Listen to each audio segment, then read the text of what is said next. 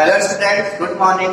तो स्टूडेंट्स चलिए शुरू करते हैं। कल मैंने आपको नया चैप्टर पढ़ाया था त्रिकोणमिति फलन, जिसमें मैंने आपको कोण का बेसिक कॉन्सेप्ट, कोण को मापने की पद्धतियां बता दी थी। लास्ट पद्धति थी रेडियन पद्धति, और मैंने आपको कहा था रेडियन पद्धति पर आधारित दो प्रमेय होती है जिनको मैं आज बताने जा रहा हूँ। तो पहली प्रमेय क्या होती है? प्रमेय एक। आपसे पूछेगा सिद्ध कीजिए कि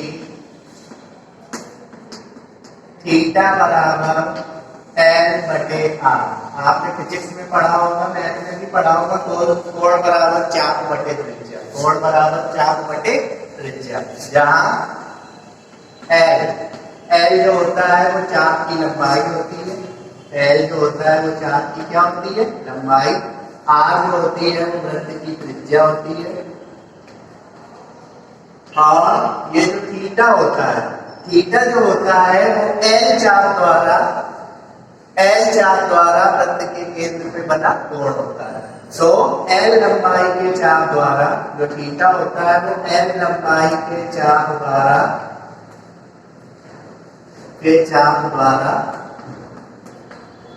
वृत्त के केंद्र पर बना कोण होता है। और ये जो थीटा होता है वो रेडियन में होता है। ये जो थीटा होता है वो काहे में होता है? रेडियन में होता है। तो याद रखिए कि जब आप इस फार्मूले का यूज करेंगे कभी भी थीटा बराबर एल बटे आर, तो थीटा यानी जो कोण होता है वो रेडियन में रखेंगे। अगर इस सूत्र का प्रयोग करेंगे तो अंश में नहीं रखेंगे। तो ये जो थीटा बराबर एल बटे आर है, इसमें जो थीटा होता है वो रेडियन में रखा जाता है। एल क्या होता है? चाप की लंबाई होती है। आर वृत्त की त्रिज्या होती है। और जो थीटा होता है वो एल लंबाई के चाप द्वारा वृत्त के केंद्र पे बना कोण होता है। और थीटा होता किसमें? रेडियन में। तो हमको सिद्ध करना है कि थीटा बराबर एल बाई आर। तो इसके लिए ये वृत्तीय पद्धति का है, तो एक हम वृत्त बना ले रहे हैं। माना एक वृत्त है जिसका केंद्र क्या है? O। इस वृत्त की दो त्रिज्याएं खींच लीजिए, जिसकी त्रिज्या R है। जैसे ही आप दो त्रिज्याएं खींचेंगे O से, तो आपको त्रिज्य खंड दिखेगा। और ये AB चाप है। इस चाप की लंबाई क्या है? ठीक है। और इस L चाप द्वारा वृत्त के केंद्र में बना कोण क्या है? थीटा। तो हमको प्रूव करना है थीटा बराबर L बटे R। तो क्या लिखेंगे? माना एक वृत्त जिसका केंद्र O है तथा त्रिज्या R इकाई है, तथा एक चाप AB जिसकी लंबाई L इकाई है, तथा वृत्त के चाप L द्वारा वृत्त के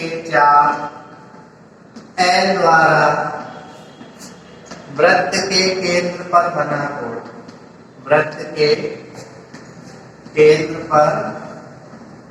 बना कोण। तो देखिए, वृत्त के चाप L द्वारा वृत्त के केंद्र पे बना कोण क्या है? Angle AOB। तो angle AOB is equal to क्या है? थीटा रेडियन है। तो क्या सिद्ध करना है? सिद्ध करना है थीटा बराबर L बटे R। थीटा बराबर L बटे R। तो ये सिद्ध कैसे होगा? थीटा बराबर L बटे R सिद्ध कैसे होगा? अब हमको ये दिमाग बनाना है। तो देखिए, इस चित्र में जो थीटा है वो केंद्र पे बना कोण है। और ये जो थीटा है वो किसके द्वारा बन रहा है? एल लंबाई के चाप द्वारा।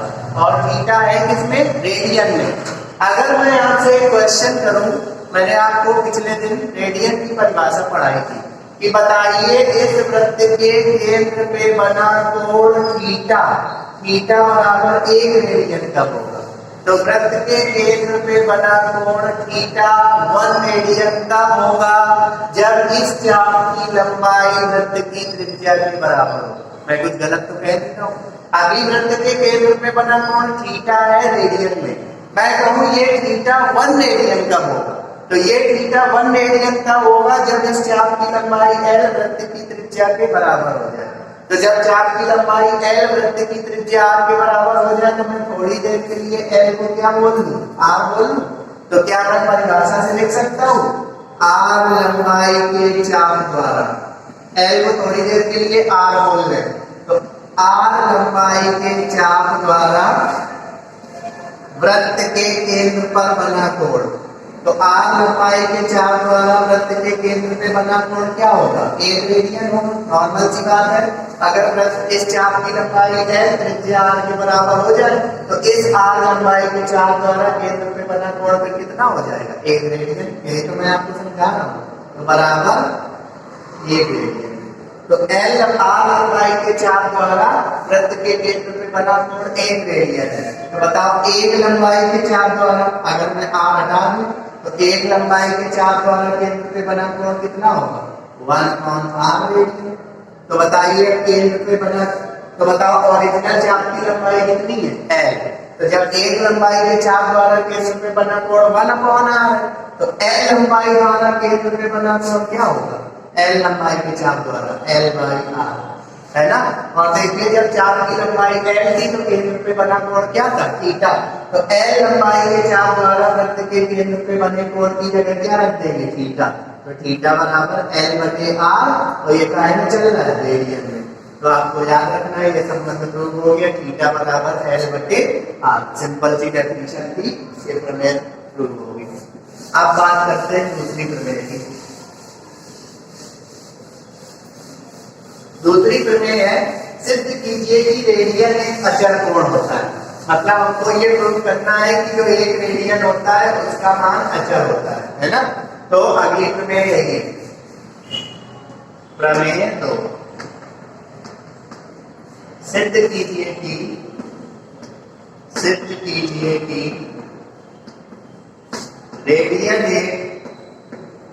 रेडियन एक अचर कोण होता है, अचर कोण होता है। मतलब रेडियन एक अचर कोण होता है, मतलब एक रेडियन का मान क्या होता है, कांस्टेंट होता है। तो सत्यापन करते हैं। तो रेडियन के लिए पहले तो हमें रेडियन के लिए पूरा बनाना होगा। हमको ये प्रूव करना है कि एक रेडियन एक अचर कोण होता है, मतलब अगर किसी कोण का मान रेडियन में आया है तो वो कांस्टेंट होगा। तो हम एक रेडियन को अचर कोण के बराबर प्रूव कर दे रहे हैं, मतलब एक रेडियन का मान अचर ला दे रहे हैं। तो देखिए एक वृत्त है जिसका केंद्र क्या है, O। इस वृत्त का वही त्रिज्यखंड खींच लीजिए, A और B। अगर हमें एक रेडियन की परिभाषा निकालनी है, तो एक रेडियन की परिभाषा निकालनी है तो इस चाप की लंबाई क्या करनी होगी, त्रिज्या के बराबर करनी होगी। तो ये कितना आ जाएगा, ये 1 रेडियन आ जाएगा। आ जाएगा कि नहीं आ जाएगा। अब एक रेडियन की परिभाषा के अनुसार फिगर बना रहे हैं। माना एक वृत्त जिसका केंद्र O है तथा त्रिज्या r इकाई है, तो एक रेडियन की परिभाषा से, तो चित्रानुसार, चित्र बना दिया मैंने, तो चित्रानुसार एक रेडियन की परिभाषा से अगर हम एक रेडियन की परिभाषा लगाए तो चित्र के अनुसार चाप की लंबाई क्या होगी, r इकाई होगी। तो एक रेडियन की परिभाषा से इस चाप की लंबाई को मैंने r कर लिया। तो r लंबाई के चाप द्वारा वृत्त के केंद्र पर बना कोण, वृत्त के केंद्र पर बना कोण कितना होगा, एक रेडियन। एक रेडियन की डेफिनेशन लगा दी है ना। अब हमको सिद्ध क्या करना है कि ये जो एक रेडियन है इसका जो आंसर आएगा वो क्या आएगा, अचर आएगा। अचर का मतलब कांस्टेंट होना चाहिए। तो इसके लिए हम क्या करते हैं, थोड़ा सा एक काम कर ले रहे हैं, इस वृत्त का एक व्यास ड्रॉ करिए। इस वृत्त का एक व्यास खींच ले रहे हैं PQ, ठीक है।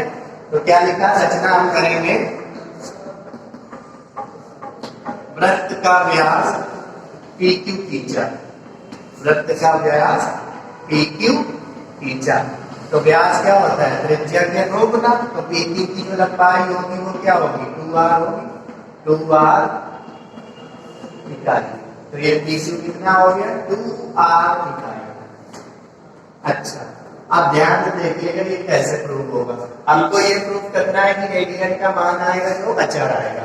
आप समझिए, अगर मैं इतने फिगर की बात करूं, इतने फिगर की, सिर्फ त्रिज्य खंड को ध्यान से देखिए, ये जो त्रिज्य खंड है, अगर मैं आपसे कहूं कि इस त्रिज्य खंड में r लंबाई के चाप द्वारा केंद्र पे बना कोण 1 डिग्री है, ठीक है। तो अगर मैं चाप की लंबाई कम करूं, मान लीजिए इस चाप AB की लंबाई में कम कर दूं, AB की लंबाई कम करूं, तो अभी देखिए AB चाप कुछ ऐसा था, अगर हम AB की लंबाई कम करके कुछ ऐसा कर दें, मान लीजिए इतनी कर दें AB की लंबाई, तो फिर चाप की लंबाई भी देखिए, जैसे ही चाप की लंबाई कम होगी तो कोण भी क्या होता जाएगा, कम होता जाएगा। देखिए अगर मैं इस AB चाप की लंबाई घटा दूं, कम कर दूं, तो कम कर दूं तो ये लाइन भी पीछे आ जाएगी और ये लाइन पीछे आएगी, तो कोण भी क्या हो जाएगा, छोटा हो जाएगा। यानी छोटी सी बात है समझने वाली कि किसी भी वृत्त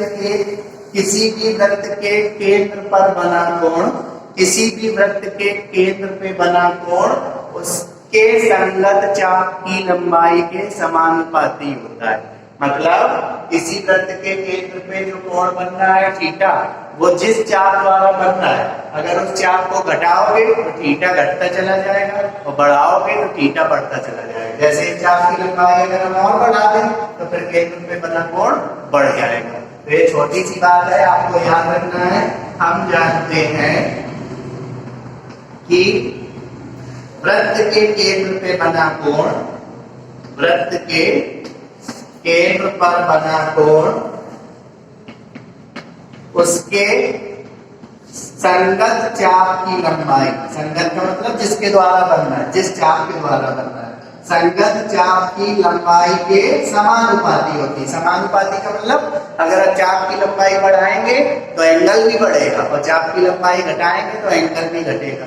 अगर व्युत्क्रमानुपाती होता तो चाप की लंबाई बढ़ाते तो कोण घटता और चाप की लंबाई घटाते तो कोण बढ़ता। यहाँ पे ऐसा नहीं है, अगर इसे भी चाप की लंबाई बढ़ाएंगे तो केंद्र पे बना कोण भी बढ़ेगा।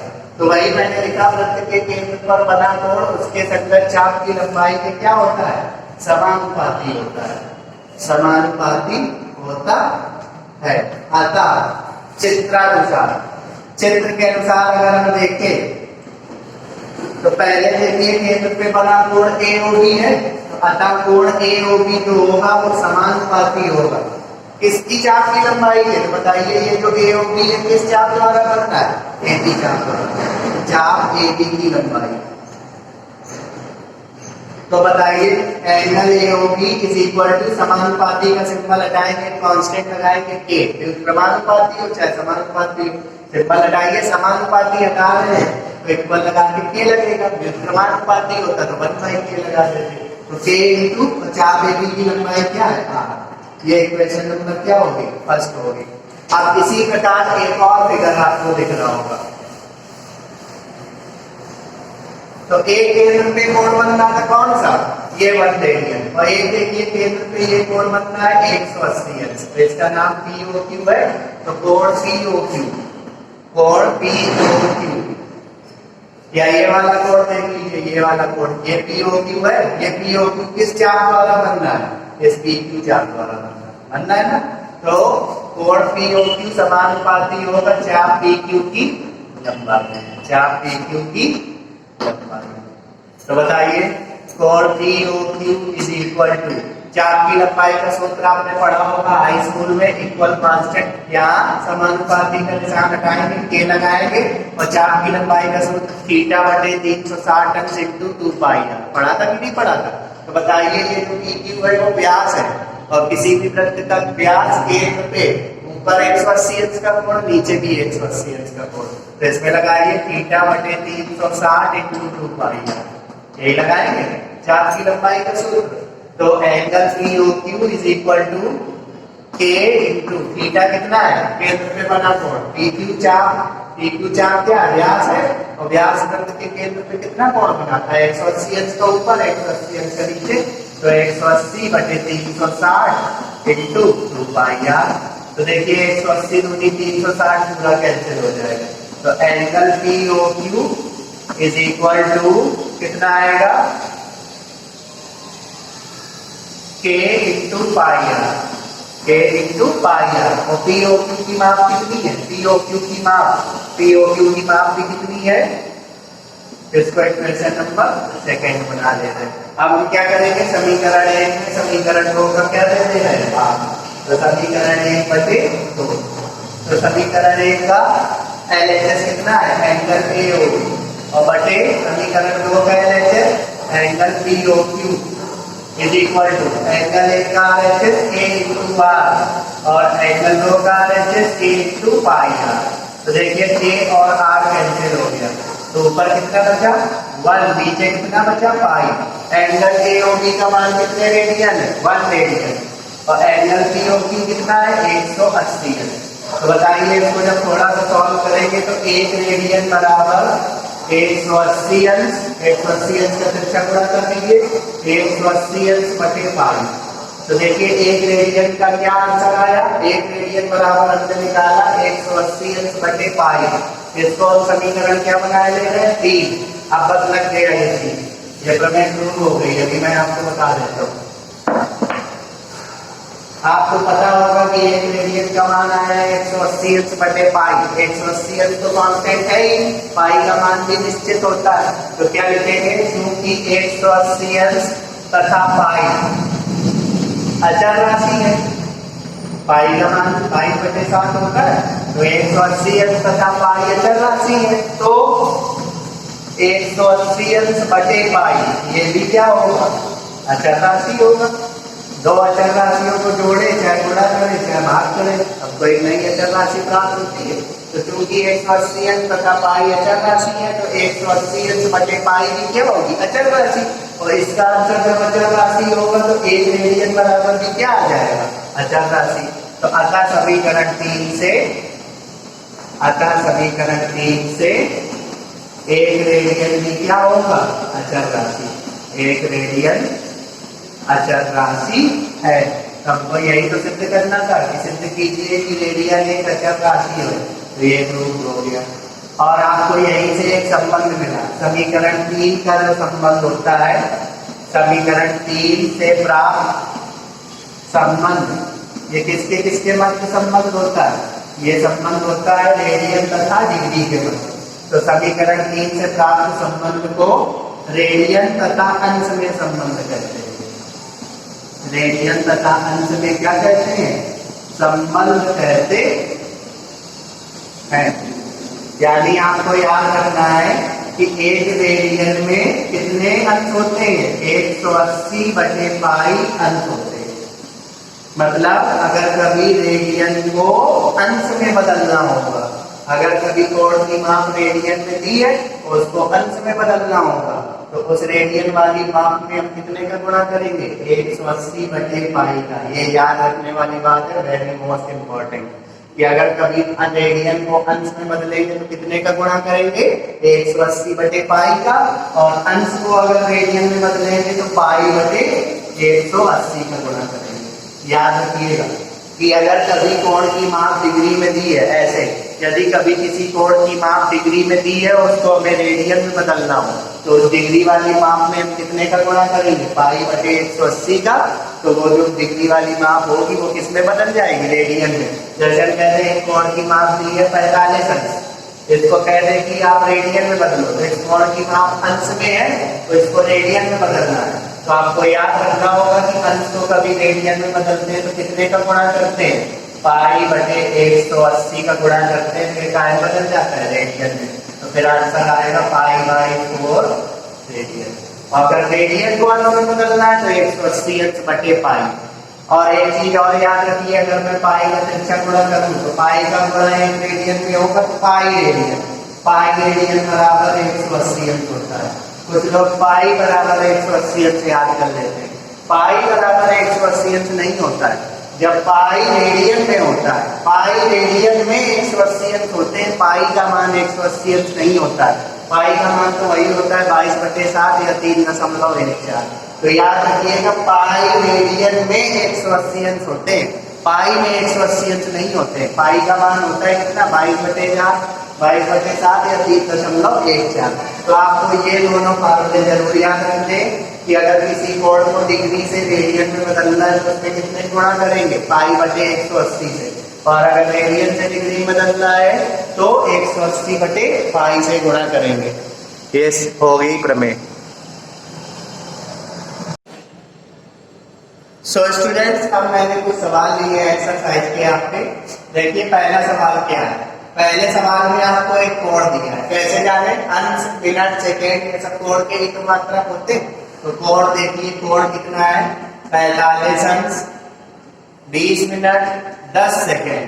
अगर यहाँ पे 20 मिनट और 10 सेकेंड लिखा होता तो पहचान ना पाते कि ये कोण सदिक पद्धति का है कि साष्टिक पद्धति का है, लेकिन अंश देख के हमने पहचान लिया। 45 अंश है तो अंश, मिनट और सेकेंड, तो ये कोण किस पद्धति का है, साष्टिक पद्धति का कोण है। इसे बदलना किसमें है, रेडियन में। तो बताइए साष्टिक पद्धति का कोण है और इसे बदलना है रेडियन में। तो अभी अभी मैंने आपको एक प्रमेय प्रूव कराई थी, सिद्ध कीजिए कि रेडियन एक अचर कोण है। उसमें एक रिलेशन बताई थी कि अंश को कोण में कैसे अंश को रेडियन में कैसे बदलते हैं और रेडियन को अंश में कैसे बदलते हैं। तो सोचिए जरा ध्यान से कि अगर इस पूरे कोण को हम अंश में बदल लें और फिर अंश से किस में बदल लेंगे, रेडियन में। हमको पता है एक अंश में कितने रेडियन होते हैं, पाई/180। तो ये तो रेडियन में बदल जाएगा, लेकिन गड़बड़ क्या कर रहे हैं ये दोनों। तो क्या करें, ये कोण साष्टिक पद्धति का है और साष्टिक पद्धति में कोण क्या सबसे बड़ी इकाई क्या होती है, डिग्री। तो हम क्या करेंगे, इस अंश को भी डिग्री में बदल ले और इस मिनट को भी डिग्री में बदल ले, तो पूरा कोण डिग्री में बदल जाएगा। और जब पूरा कोण डिग्री में बदल जाएगा तो रेडियन में बदलने में आसानी होगी। तो बताइए ये कोण किस पद्धति का है, साष्टिक पद्धति का। और साष्टिक पद्धति में मिनट को कभी अगर हम सेकेंड, मिनट को हम किस में बदलते थे, अंश में। तो जब हम मिनट को अंश में बदलते थे तो एक मैंने आपको कुछ परिभाषाएं दिखाई थी, 1 डिग्री में 60 मिनट, 1 मिनट में 60 सेकेंड और 1 मिनट 1 डिग्री में 3600 सेकेंड, यही तो बताया ना। तो मुझे जरूरत है कि इसको मैं अंश में बदलूं, इसको मैं अंश में बदलूं। अगर इन दोनों को अंश में बदल दूंगा तो पूरा सवाल अंश में बदल जाएगा और फिर अंश से किसमें बदल देंगे, रेडियन में। तो ध्यान दीजिए, मिनट को कभी अंश में बदलना हो तो मिनट को कभी अंश में बदलना हो तो 60 का क्या देते हैं, भाग, सटीक साष्टिक पद्धति में। तो 20 में हम 60 का भाग दे देंगे, तो ये मिनट से कहाँ बदल गया, अंश में। अब हमें सेकेंड को किस में बदलना है, अंश में। तो बताइए साष्टिक पद्धति में सेकेंड को अंश में बदलते हैं कितने से भाग देंगे, 3600 से। तो 10/3600, ये किस में बदल गया, अंश में। अब देखिए सारी चीजें अंश में बदल गई, तो सारी चीजों को हम जोड़ देंगे और अंश एक बार कर देंगे। तो 45 + 20/7, 60 + 10/3600। अब आप लोगों ने ये सोचा कि ये जोड़ क्यों दिया, यहाँ पे गुणा चल रहा है, लेकिन यही तो सोचना गलत है। जैसे मैं कहता हूँ 1 मिनट 40 सेकेंड, तो 1 मिनट 40 सेकेंड को आप लोग 100 सेकेंड बोलते थे कि नहीं बोलते थे, कैसे बोलते थे। 1 मिनट को आपने 60 सेकेंड बना लिया, 60 सेकेंड लिए, 40 सेकेंड लिए, तो हो गए कितने, 100 सेकेंड। जुड़ता है यहाँ पर, गुणा नहीं होता। अगर गुणा होता तो 2400 सेकेंड बनता। तो आपको याद रखना है ये सारे एंगल जुड़ जाएंगे डिग्री में जो आ गए। तो ये हो गया 1 और डिग्री लगा दी। ये पावर 0 नहीं है, ये अंश का निशान है। यहाँ पे कट रहा है 20 से 3 बार 60 और यहाँ 10 से 1 0 कट रहा है, तो 1/360। तो 45 + 1/3 + 1/360 और पूरा आंसर अंश में आ गया। अब इसको सॉल्व करें एलसीएम लेके। यहाँ पर 3 और 360 का लासा कितना, 360। यहाँ पर कितना आएगा, 1 का भाग 360 में देंगे तो 360 बचेगा। 360 का गुणा 45 में करेंगे तो 45 × 360 तो 0, 36 × 180, 36 और 144, 16,200, 16,200 प्लस 3 का भाग 360 में देंगे 120, तो 120 और प्लस यहाँ पर 1 रहेगा डिग्री। तो इसको सबको जोड़िए, 1600, 16,200, 120 और कितना 1, तो 17,000, 16,320, 16,320/360। ये अंश में आया और इसको बदलेंगे काहे में, रेडियन में। तो अंश को जब रेडियन में बदलते हैं तो कितने गुणा करते हैं, पाई बटे 180 का, जिसमें पाई बटे 180 क्या करते हैं, गुणा रेडियन बदल जाएगा। अब आपको क्या करना है, पूरी कैलकुलेशन करना है। पाई का मान 22/7 रख के गुणा भाग कर लीजिएगा तो इसका आंसर आएगा 0.79 रेडियन। इसका आंसर क्या आ जाएगा, 0.79 रेडियन। आप इतनी कैलकुलेशन कर सकते हैं। अगला कोण क्या है, अगला कोण है 73 25 मिनट 30 सेकेंड। इसको किस पद्धति में बदलना है, सटीक पद्धति में। तो देखिए अभी कोण किस पद्धति का है, अभी कोण है शास्त्रिक पद्धति का। हमको बदलना किसमें है, सटीक पद्धति में। किसमें, सटीक पद्धति में। तो सटीक पद्धति में क्या होते हैं, ग्रेड, मिनट और सेकेंड। तो अब कुछ लोग सोचेंगे कि बस हम डिग्री को किसमें बदल ले, ग्रेड में। मिनट और सेकेंड तो बने बनाए, लेकिन आप यहीं पे गलती करेंगे, क्योंकि मैं बता चुका हूँ कि शास्त्रिक पद्धति का 1 मिनट और सटीक पद्धति का 1 मिनट आपस में बराबर नहीं होते। इस प्रकार शास्त्रिक पद्धति का 1 सेकेंड और सटीक पद्धति का भी 1 सेकेंड आपस में बराबर नहीं होते। तो हम क्या करेंगे, इसको पूरा नए सिरे से बनाएंगे। पहले इस पूरे कोण को किसमें बदलेंगे, डिग्री में। फिर डिग्री से किसमें लाएंगे, ग्रेड में, क्योंकि हमें सटीक पद्धति लाना है। तो डिग्री से लाएंगे ग्रेड में, ग्रेड से लाएंगे मिनट में, मिनट से लाएंगे सेकेंड में, तब ये सवाल लगेगा। तो सबसे पहले इस शास्त्रिक पद्धति को सबसे बड़े मात्रक के रूप में बदलिए। तो शास्त्रिक पद्धति का सबसे बड़ा मात्रक डिग्री है, तो पहले इस पूरे कोण को डिग्री में बदलिए। तो 25 मिनट, मिनट को डिग्री में बदलते हैं सटीक पद्धति में, तो 60, शास्त्रिक पद्धति में 60 का भाग देते हैं, तो ये डिग्री में बदल गया। और इसको बदलेंगे तो कितने का भाग देंगे, 3600 का भाग देंगे, ये भी डिग्री में बदल गए। पहले हम पूरे सवाल को डिग्री में बदलेंगे, जब डिग्री में बदल जाएगा तब सटीक के बारे में सोचेंगे। डिग्री से ग्रेड, ग्रेड से मिनट, मिनट से फिर सेकेंड, ऐसे आपको करना है। तो क्या करना है आपको, सारे डिग्री वाले एंगल को हम ऐड करेंगे। 73 प्लस 25 बटे 60 प्लस 30 बटे 3600, यहाँ पे काट दीजिए 73 प्लस, ये पूरा डिग्री में चल रहा है, ये पूरा डिग्री में चल रहा है। 73 5 से कट रहा है, 5 25 5 से 12 30 से ये कट रहा है पूरा, तो 1 बटे 120 डिग्री। तो कितना आएगा, एलसीएम ले लीजिए, 12 और 120 का एलसीएम 120। एक का बाद 120 में देंगे तो 120 बचेगा, 120 का गुणा 73 में करेंगे, 12 3 36, 12 3 84, 8760, 8760 प्लस 12 का भाग देंगे 120 में 10 बार, 10 का गुणा 50 में करेंगे, 50 प्लस 1 डिग्री, 8760 प्लस 50 तो कितना हो जाएगा, 8810, 8811 बटे 120 डिग्री। 3 से कट रहा है 40, यहाँ पर 3 से कट रहा है 29, 87 बचा 1, 3 का 9, 3 21, तो आया कितना 2937 बटे 40 डिग्री। ये डिग्री में बदल दिया, इसको रेडियन में नहीं बदलना है। अगर इसी सवाल को रेडियन में बदलना होता तो डिग्री में बदल लिया, तो इसमें कितने गुणा कर देते, पाई बटे 180 करते रेडियन बदल जाता। तो आपने इतनी बात समझ ली कि इस कोण का भी आंसर आया है किसमें, डिग्री में। अब हमको सटीक पद्धति बनाना है, तो सटीक पद्धति में डिग्री तो चलती नहीं है, ग्रेड चलता है। तो बताइए डिग्री और ग्रेड में क्या रिलेशन होती है। 1 डिग्री में 10 बटे 9 ग्रेड होते हैं, ये मैंने आपको बताया था जब मैंने सटीक पद्धति बताई थी। जब 90 बराबर 100 ग्रेड निकला था, तो 1 डिग्री बराबर 10 बटे 9 ग्रेड निकला था। तो ये अभी किसमें, डिग्री में। इसमें हम कितने गुणा करते, 10 बटे 9 का, क्योंकि हमें सटीक पद्धति में चाहिए तो डिग्री की बजाय ग्रेड चाहिए, तो 10 बटे 9 ग्रेड। ठीक है, तो अब यहाँ पर देखिए कट रहा है, 0 0 कट रहा है, 3 से कट रहा है और 3 3 9, 3 9 27 बचा 2, 3 21, 3 9 27 बचा 2, 3 21, 3 9 27, तो कितना आया 979 बटे 12 ग्रेड। अभी ये सिर्फ ग्रेड में आया है, लेकिन अब इसको पूरा सॉल्व करेंगे। 12 का बाद 979 में दीजिए, तो कितना 12 के 96, बचा कितना 1, हो गया 19, 12 एकम 12, बचा 7, अब भाग जाएगा नहीं तो इसको लिख सकते हैं 81 सही 7/12 लिख सकते हैं। इसको हम लिख सकते हैं 81 सही 7/12 ग्रेड, है ना। अब मैंने क्या लिखा, अब इसको और हम सॉल्व करेंगे, इसको हम अलग अलग कर देंगे। तो एक बार इसको लिख देंगे 81 ग्रेड और इसको लिख देंगे 7/12 ग्रेड। देखिए 81 तो पूरा आ गया, अब 7/12 का आंसर करेक्ट नहीं आएगा, दशमलव में आएगा, है ना।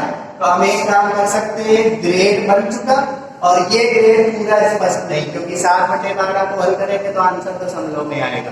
तो हमारे पास और ऑप्शन है, सटीक पद्धति में हम पहुंच चुके हैं। अब इस ग्रेड को बदल रहे हम किसमें, मिनट में। इस ग्रेड को नहीं, ये तो पूरा 81 आ गया, यहाँ गड़बड़ कर रहा है। तो 7/12 वाला जो ग्रेड है उसको मिनट में बदलिए। अब आप सटीक पद्धति में आ चुके हैं, तो बताइए सटीक पद्धति में ग्रेड को मिनट में बदलते हैं तो कितने से गुणा करते हैं, 100 का। तो 7/12 × 100, तो ये ग्रेड का है बदल जाएगा मिनट में। अब इसको सॉल्व करिए, तो 81 ग्रेड यहाँ पे 4 से कट रहा है 25 बार, यहाँ 4 से कट रहा है 3 बार, तो कितना आएगा 125/3, सॉरी 175/3 मिनट। 3 का भाग फिर से 175 में दीजिए, तो 3 बचे 15, बचा 2, हो गया 25, 3 24, तो 58 सही 1/3 मिनट। फिर मिनट को अलग करिए, तो 81 ग्रेड 58 मिनट और 1/3 मिनट और अलग हो गया। अब देखिए 1/3 फिर से गड़बड़ कर रहा है। हमारे पास एक ऑप्शन और है, देखिए ग्रेड बन चुका, मिनट बन चुका। अब इस 1/3 का आंसर करेक्ट नहीं आएगा, तो इस 1/3 मिनट को हम काहे में बदल लें, इस 1/3 मिनट को हम बदल लें किसमें, सेकेंड में। तो सटीक पद्धति में आ चुके हैं, तो अब 1/3 मिनट को जब सेकेंड में बदलेंगे तो कितने से गुणा करेंगे, 100 से। तो 1/3 में 100 का गुणा कर दीजिए, तो 1/3 × 100 सेकेंड। और देखिए अब हम सटीक पद्धति के सबसे छोटी इकाई सेकेंड में पहुंच चुके हैं। तो अब हमें आंसर छोड़ना पड़ेगा जैसा भी आ जाए। तो 81 ग्रेड 58 मिनट और 103 का भाग 100 में पूरा पूरा दे दीजिए, तो 33.333333 डैश डैश और इतने सेकेंड आएगा। अब हमने क्यों नहीं भाग दिया, बेलने वाला भाग क्यों नहीं दिया, क्योंकि सेकेंड से छोटी कोई इकाई ही नहीं है। तो इसका ये सटीक पद्धति में आंसर आ गया 81 ग्रेड 58 मिनट और 33.3 सेकेंड। 33.3 को इन्होंने 33 दे दिया किताब में, ये सवाल का क्या हो गया, आंसर हो गया स्टूडेंट्स। सो स्टूडेंट्स अब मैंने अगला सवाल लिया हुआ है, निम्नलिखित इसको रेडियन माप में बदलिए। तो देखिए पहला कोड क्या है, पहला कोड है 225 ग्रेड 27 मिनट 38 सेकेंड। तो देखिए ग्रेड मिनट और सेकेंड की बात हो रही है, यानी ये जो कोड है वो सटीक पद्धति में, इस सटीक पद्धति के कोड को रेडियन में लाना है। तो रेडियन में लाने के लिए किसी भी कोड को पहले अंश में बदलना जरूरी है, याद रखिए। अगर किसी भी कोड को रेडियन में लाना है तो उसको पहले अंश में बदलना जरूरी है, और अंश का मतलब इस पूरे कोड को अब किस में बदलेंगे, सटीक पद्धति में बदलेंगे। सटीक पद्धति से शास्त्रीय पद्धति बदलेंगे, क्योंकि शास्त्रीय पद्धति में ही हमारे पास अंश होता है। तो सबसे पहले इसको मैनेज करिए, पहले इस पूरे सवाल को अंश में बदलिए। अगर पूरा सवाल अंश में बदल जाएगा तो रेडियन में बदलने में दिक्कत नहीं होगी। तो देखिए कैसे बदलेंगे, ग्रेड को आप कुछ मत करिए, मिनट को ग्रेड में बदलिए, सेकेंड को ग्रेड में बदलिए। तो सटीक पद्धति में मिनट को जब ग्रेड में बदलते हैं तो कितने का भाग देते हैं, 100 का, और जब सेकेंड को ग्रेड में बदलते हैं तो कितने का भाग देते हैं, 10,000 का भाग देते हैं। कितने ग्रेड आ गया, तो अब आप क्या करेंगे, तीनों ग्रेड को जोड़ेंगे, तो 225 प्लस 27/100 प्लस 38/10,000 ग्रेड, ठीक है। तो आप इसका एलसीएम ले लीजिए 10,000। अभी मैं सीधे बता रहा हूँ, 10,000 एलसीएम ले लीजिए, 10,000 का गुणा 225 में करेंगे तो 225 के आगे 4 जीरो लग जाएंगे, प्लस मैंने अभी काटा नहीं है कुछ भी, 100 का भाग 10,000 में देंगे तो 100 बार जाएगा, 100 का गुणा 100 में करेंगे 27 में करेंगे 2700 और प्लस यहाँ पे 38। तो ये कितना आ गया, ये आ गया 22,50,000 और ये 2738 आएगा। तो 22,50,000 में 2738 जोड़ दीजिएगा तो कितना आएगा 22,52,000 2,738 जोड़िए 22,50,000 में तो 22,52,738 बटे 10,000 ये काहे में आ गया ग्रेड में। और हम ग्रेड को आसानी से अंश में बदल सकते हैं। हमने रिलेशन निकाली थी 1 डिग्री बराबर 10/9 ग्रेड, यानी डिग्री को ग्रेड में बदलते हैं तो 10/9 का गुणा करते हैं और ग्रेड को डिग्री में बदलेंगे तो 10/9 से क्या देंगे भाग या 9/10 से क्या करेंगे गुणा। तो ये पूरा कोड ग्रेड में है तो इसको जब आप डिग्री में बदलेंगे तो 22,52,738 और बटे कितना 10,000 कट रहा है लेकिन अभी मैंने काटा नहीं है। इसमें कितने गुणा कर देंगे 9/10 का तो ये टाइम बदल जाएगा अंश में और अंश से रेडियन में आपको बदलना आता है। तो 22,52,738 गुणा 9 और बटे ये कितना हो जाएगा 1,00,000 हो जाएगा इंटू और ये कितना इसमें अंश को रेडियन में बदलेंगे तो कितने से गुणा पाई/180 से। अब आपको क्या करना है इस पूरे सवाल में पाई की जगह रख देना है 22/7 और पूरी कैलकुलेशन करके इसका आंसर दशमलव में निकाल लेंगे तो इसका आंसर आ जाएगा। ऐसे ये सवाल लगेगा आप इतनी कैलकुलेशन कर सकते हैं। कैलकुलेशन बड़ी है बस इसकी कैलकुलेट आप कर लेंगे। दूसरा क्या है दूसरे में जो कोण है वो है 125 अंश 30 मिनट। इसको हमें किसमें बदलना है रेडियन में। तो ये सिंपल है ये अंश में है इसको आप अंश में से बदल लीजिए तो 3 मिनट है और ये शास्त्रीय पद्धति का है क्योंकि अंश में चल रहा है। कितने का भाग 60 का तो ये अंश में बदल गया कितना आया 125 अंश और ये 30 से 60 कटेगा तो 1/2 अंश तो दोनों अंशों को जोड़ दीजिए तो 125 + 1/2 डिग्री है ना। तो 125 × 250 251/2 अंश और इस अंश को किसमें बदल लो रेडियन में। इस अंश को रेडियन में बदलेंगे तो कितने गुणा करेंगे पाई/180 गुणा कर देंगे तो ये पूरा सवाल रेडियन में। फिर से आपको वही काम करना है पाई की जगह 22/7 रख के पूरा आंसर दशमलव में निकाल देना है। तो ये सवाल का हो गया आंसर। 4th नंबर क्वेश्चन मैंने एक्सरसाइज कर लिया। 4th नंबर क्वेश्चन में आपका सवाल है 2.5 रेडियन। एक आपको कोण दिया है 2.5 ये है रेडियन में। इसको बदलना है डिग्री में। डिग्री का मतलब अंश में। तो बताइए रेडियन को अंश में हम कैसे बदलते हैं। रेडियन को अंश में बदलते हैं तो 180/पाई का क्या करते हैं गुणा।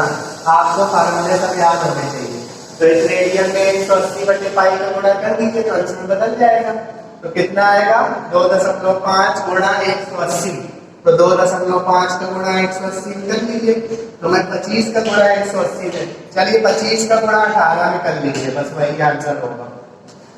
18 × 3 90 18 × 3 36 450 तो 450/पाई डिग्री में आया लेकिन पूरा हम सॉल्व करेंगे पाई का मान रखें तो पाई का मान 22/7 तो 22 नीचे रहेगा 7 ऊपर हो जाएगा है ना।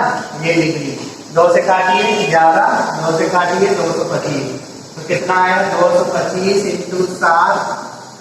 7/11 डिग्री।